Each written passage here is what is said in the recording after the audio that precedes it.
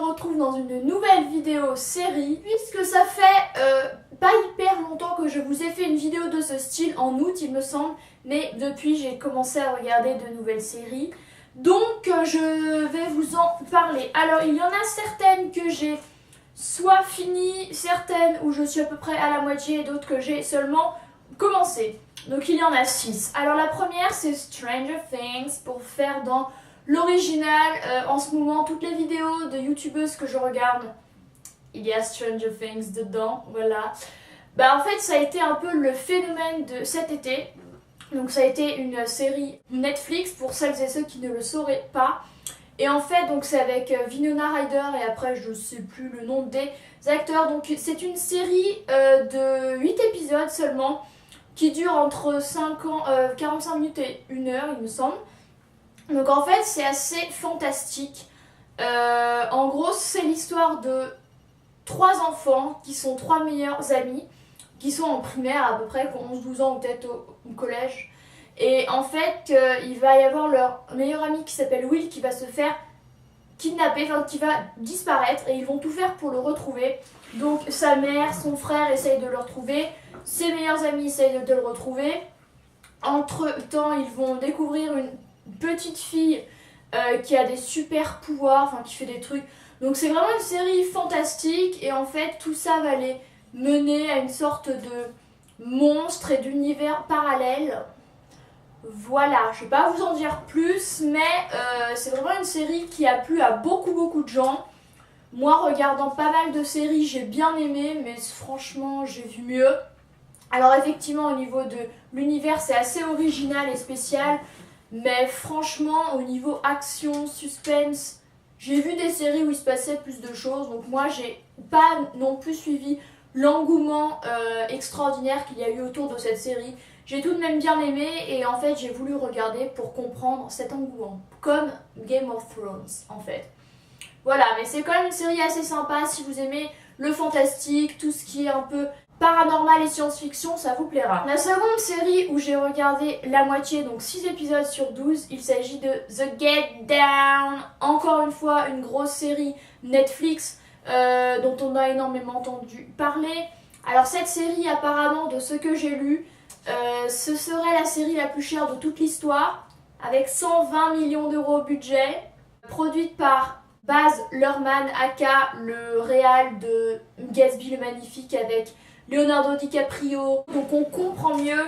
Donc le budget est là. En fait cette série, c'est un énorme coup de cœur absolu. Donc en fait il y a seulement 12 épisodes. En fait il s'agit de... comment s'expliquer, de jeunes dans le Bronx des années 80, donc qui font de la musique, qui essayent de se sortir de la misère et tout grâce à la musique. C'est génial. L'ambiance du Bronx est totalement bien reproduite. Alors certes, je ne suis jamais allée dans le Bronx, je suis restée que à Manhattan et à Brooklyn, mais c'est hyper bien fait, donc c'est pour ça je pense que la série coûte si cher. C'est parce qu'ils ont tout reproduit au niveau époque et tout ça. Et ce qu'il y a de bien, c'est que souvent on voit des plans de la ville de New York. Et ce qui est génialement fait, je trouve, c'est qu'il y a tout le temps, le long des épisodes, des images et des films d'archives, donc de l'époque. Et juste après, on a la scène donc, qui fait partie de la série, qui a été tournée en 2015 du coup, et c'est hyper bien fait. Il n'y a pas un anachronisme en mode oh, ça c'est pas logique ou quoi, parce que c'est vraiment représentatif de cette époque. On plonge dans l'ambiance hip-hop underground du Bronx. C'est vraiment génial, les musiques sont vraiment très cool. Donc ce sont des enfants qui essayent de réussir grâce à la musique. Donc on a un des personnages principaux qui joue du piano. Il est amoureux d'une fille qui chante, mais son père est pasteur, donc elle ne chante seulement que des trucs un peu religieux, mais elle aimerait bien percer dans le disco, vu que c'est en plein dans l'époque du disco.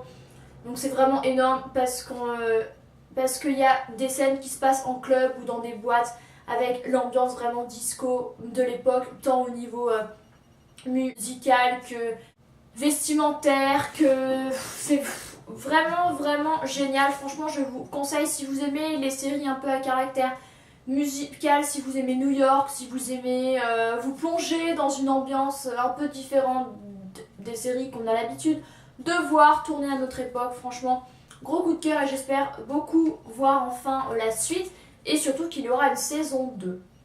Voilà, la troisième série que je regarde vite fait avec mon copain, on a seulement regardé 2 épisodes, il s'agit de Lucifer. Donc je le dis à l'anglaise parce que c'est un anglais, donc aka Lucifer Morningstar. En gros c'est un vampire, voilà. Non, c'est pas vampire, ce que je dis. En gros c'est le diable, donc c'est Lucifer, qui est sur Terre et qui vit en tant qu'humain.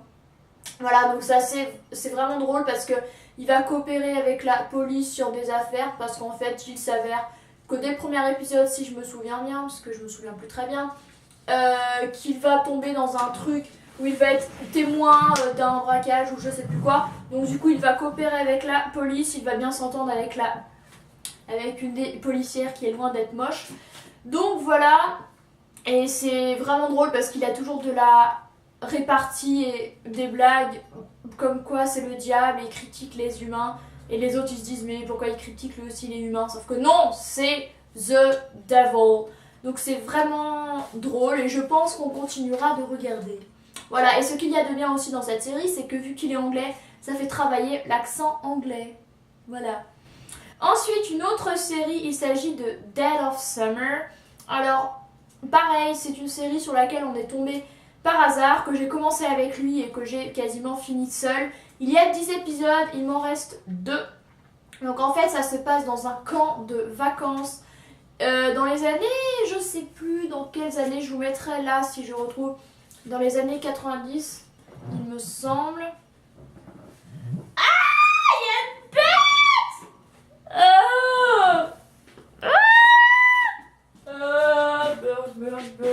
Et en fait, on a une femme qui s'appelle Deb qui décide de reprendre la direction d'un camp de vacances qui s'appelle Stillwater parce qu'en fait, quand elle était jeune, elle est allée dans ce camp et il avait fermé, donc elle a décidé de le reprendre pour retrouver un peu cette ambiance idyllique qu'elle a vécue lorsqu'elle avait 17-18 ans, où elle est tombée amoureuse d'un mec et tout ça. Et en fait, donc il va y avoir plusieurs animateurs dans ce camp, dont un gay, un mec assez athlète et tout ça, une un peu complexée, une fille qui en fait veut être un mec, donc qui est une sorte de trans, une fille, une autre un peu superficielle également, et il va y avoir la jeune Amy Hughes, et en fait, c'est assez difficile à expliquer cette série parce qu'il va y avoir des sortes de personnages mais morts qui vont hanter ce camp et tuer quelques personnes aussi. Et en fait, ils vont cibler cette jeune Amy qu'ils veulent tuer. Donc il va y avoir un des animes qui adore faire des vidéos et des films. Et il va y avoir une espèce d'homme noir que seul lui voit et quelques autres. Et en fait, il va lui dire tue Amy, sinon je tue quelqu'un d'autre. Enfin, il y a plein de trucs avec du chantage. C'est assez... Donc déjà, c'est une série fantastique, hein, mais qui mêle réalisme et fantastique. Et en fait, c'est une série d'anthologie où il est expliqué sur Wikipédia que chaque saison sera indépendante l'une de l'autre. En gros, un peu comme American Horror Story.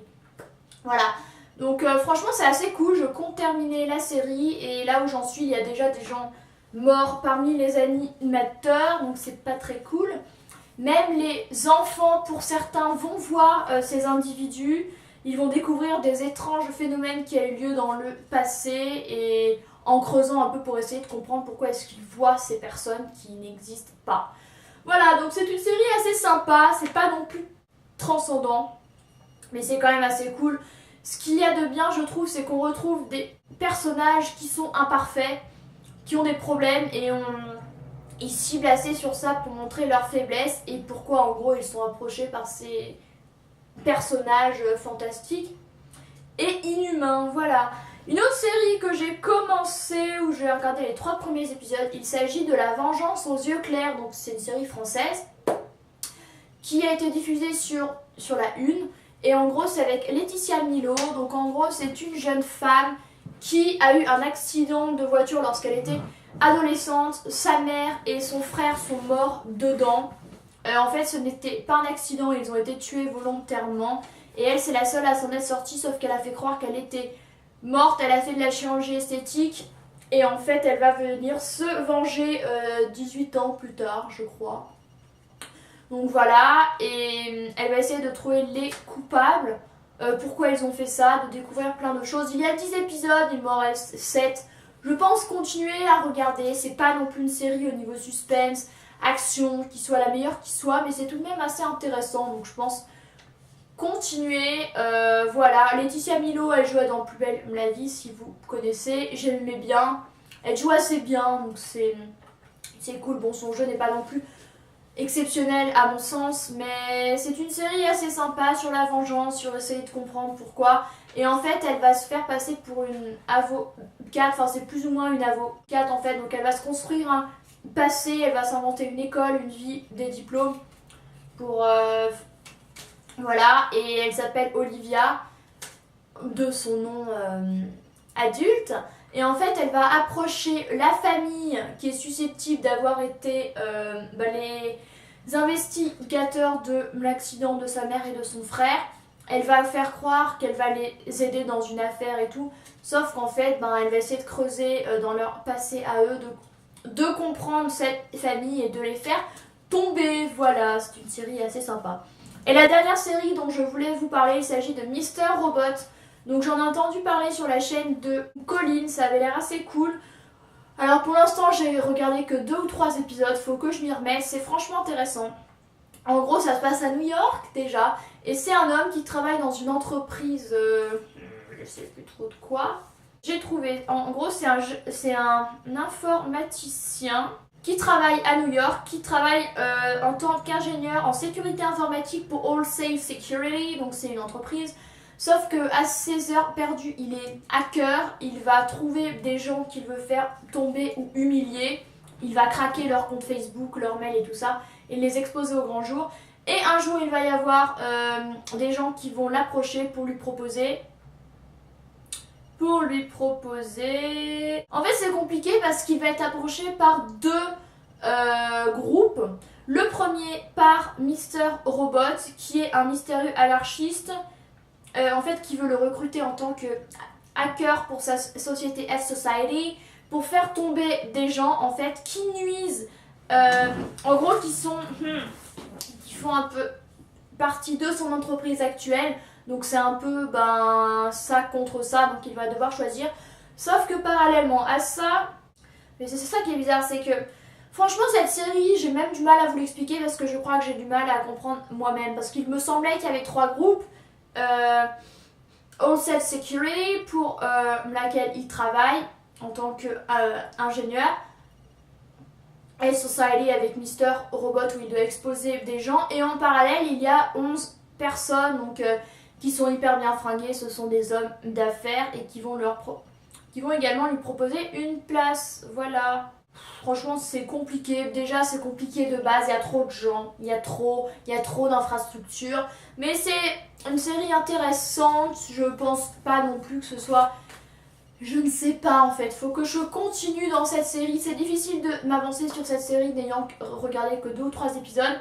Mais c'est intéressant dans le sens où le personnage principal, il a un peu des troubles de l'anxiété. On sent qu'il est pas très bien dans ses baskets. Il me semble limite qu'il prend des médocs et compagnie. Donc il est un peu bipolaire, ce qui change un peu avec les personnages lisses qu'on a l'habitude de voir dans les séries. Donc c'est intéressant à ce niveau-là, il est hyper intelligent. Et voilà, il va du coup être confronté entre plusieurs décisions, hacké à plein temps ou quoi, donc il va devoir choisir. Mais voilà, c'est assez intéressant. Sinon, les séries que j'ai, qui ont reprise et que je regarde toujours, c'est Empire, Scream Queen, The Last Man on Earth et la saison 6 de American Horror Story dont je vous ai parlé dans mes favoris. Donc voilà, il y a beaucoup de séries que je dois regarder, ce qui explique pourquoi j'ai pas le temps de finir les séries dont je vous ai parlé. Mais ce sont franchement toutes des séries intéressantes, voilà, que je vais essayer de continuer ou de finir. J'espère que cette vidéo vous a plu, que je vous aurai donné des idées de séries. N'hésitez pas à partager dans les commentaires si vous aussi vous regardez ces séries et à me donner vos avis ou à me conseiller d'autres séries, mais honnêtement j'en ai déjà suffisamment. Voilà. Moi je vous souhaite une très bonne journée et je vous dis à la semaine prochaine. Salut à tous!